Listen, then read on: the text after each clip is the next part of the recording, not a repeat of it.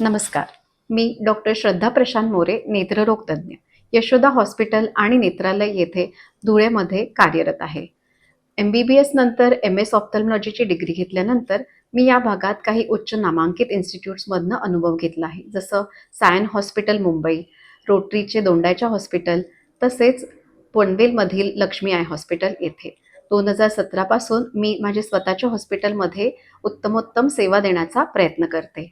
आमच्याकडे बाह्य रुग्णसेवा, विविध प्रकारचे ऑपरेशन, त्याचप्रमाणे डोळ्यांमध्ये इंट्राव्हिट्रल इंजेक्शन देणे अशा विविध सोयी उपलब्ध आहेत. ऑप्टिकल कोहेरन्स टोमोग्राफी दरम्यान आपण मागच्या पडद्याची उत्तम तपासणी करून जसे रेटिनाचे काही आजार असतील किंवा काचबिंदूंचे आजार असतील त्यावर योग्य तो उपचार करून त्याचा कसा उपयोग होते तेही आपण करतो. डोळे हे आपले 5 ज्ञानेंद्रियांपैकी एक आहेत. त्यामुळे डोळ्यांची उत्तम निगा राखणं हे आपलं आद्य कर्तव्य आहे. जर उत्तम दृष्टी असेल तर या जगाची आपल्याला उत्तम अनुभूती घेता येईल. त्यासाठी जेव्हा मूल जन्माला येतं तेव्हापासूनच आपण त्याची निगा घेणं गरजेचं असतं. काही प्रकारचे आजार जेव्हा मूल जन्म येतं तेव्हापासूनच त्रासदायक ठरतात. जसे काही वेळा पापणी न उघडणे, डोळ्यांमध्ये कंजेनायटल ग्लॉकोमा म्हणजे लहान वयात असलेला काचबिंदू, लहान वयात असलेला मोतीबिंदू या प्रकारचे आजार, तसेच लासूरचे आजार हे असू शकतात. तेव्हा त्यावेळी डॉक्टरांच्या सल्ल्याने ते आहेत की नाही याची तपासणी करायला हवी. जेव्हा मूल शाळेत जायला लागते, 3 ते 4 वर्षांचे असायला लागते, तेव्हा कधी-कधी या दरम्यान डोळ्यांना चष्म्याचा नंबर असू शकतो. त्यामुळे पहिलं एक नेत्ररोगाचं स्क्रीनिंग त्या दरम्यान व्हायला पाहिजे. विविध प्रकारचे मोबाईलचा यूज, स्क्रीनचा यूज, त्यामुळे कमी वयात चष्मा असणं ही काही वावगी गोष्ट नाही.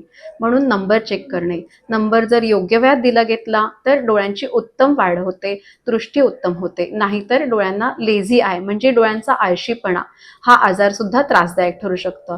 काही वेळा ह्या वयात मुलांना काही विशिष्ट प्रकारच्या ॲलर्जीचा सुद्धा त्रास असतो. धुळीची, परागकणांची ॲलर्जी. त्यामुळे यापासून आपली डोळ्यांची निगा राखणं, संरक्षण करणं आणि डॉक्टरांच्या सल्ल्याने औषधे घेणे सुद्धा गरजेचे आहे.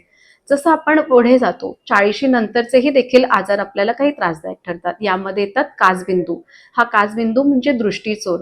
यामध्ये दृष्टी हळूहळू कमी होते आणि पेशंटला याबद्दल काही समजत सुद्धा नाही. दुसरा प्रकारचा आजार म्हणजे मोतीबिंदू. वयानुसार असलेला मोतीबिंदू, कधी मार लागल्यामुळे, कधी डोळ्यात परत परत इन्फेक्शन किंवा सूज आल्यामुळे किंवा काही वेगळ्या प्रकारची औषधं घेतल्यामुळे, जसे स्टिरॉइडची औषधं, यामुळे देखील आपल्याला मोतीबिंदू होऊ शकतो. आपल्याला या दरम्यान डायबिटीज किंवा बीपीचे सुद्धा आजार असतात. हे दोन्ही आजार आपल्या पडद्याला सुद्धा त्रासदायक ठरू शकतात. जसं अजून वय वाढतं तसं एज रिलेटेड मॅक्युलर डिजनरेशन म्हणजे वयोमानानुसार मागच्या पडद्याला खराबी होणे, हा देखील आजार आपल्याला त्रासदायक ठरू शकतो. योग्य वेळी डॉक्टरांचा सल्ला घेतला तर ह्या आजारावर योग्य उपचार उपलब्ध आहेत आणि ट्रीटमेंटमुळे आपण आपली दृष्टी सुद्धा वाचवू शकतो. अशा प्रकारे तुम्ही डोळ्यांची काळजी घ्या आणि पुढच्या वेळी मी नवीन विषय म्हणजेच काचबिंदू ह्या विषयाबद्दल अधिक खोलात तुम्हाला मार्गदर्शन करेल. धन्यवाद. नमस्कार. मी नारायण रामराव शिंदे, धुळे जिल्ह्यातील धनोर गावचा रहिवासी असून माझं वय 68 वर्ष असल्याकारणे वयाच्या दृष्टीने माझ्या दोन्ही डोळ्यांमध्ये मोतीबिंदूचा प्रकार आढळून आला. त्यामुळे मी धुळे येथील यशोदा हॉस्पिटलमधील श्रद्धा मॅडम यांच्याकडे चेक केले असता माझ्या दोन्ही डोळ्यांचे ऑपरेशन चांगल्या पद्धतीने पार पाडले व डोळ्यांची निगा व्यवस्थित ठेवण्याबद्दल त्यांनी मला कल्पना दिली. आज रोजी मला चांगल्या प्रकारे दिसत आहे.